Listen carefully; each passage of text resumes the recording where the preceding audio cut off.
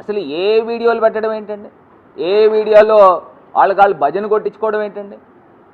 ఆయన ఏదో స్వర్గం నుంచి ఆశీర్వదిస్తున్నాడు చంద్రబాబు నాయుడు గారి గురించి ఆయన ఏం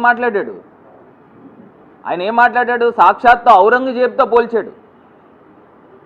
ఔరంగజేబుతో ఆయన పోల్చి రావణాసురుడితో పోల్చాడు.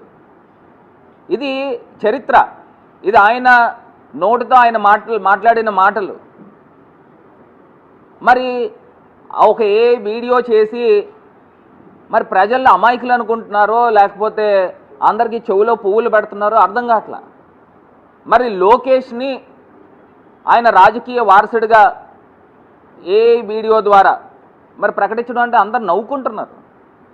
అక్కడ నందమూరి కుటుంబానికి సంబంధించి ఒకటి కూడా కనబడలా, బాలకృష్ణ కనబడలా, లేకపోతే జూనియర్ ఎన్టీఆర్ కనబడలా, ఎవరు కనబడలా. కాకపోతే భజన, దాన్ని అంటారు కదా, ఏదో సినిమాలో చెప్తారు భజన.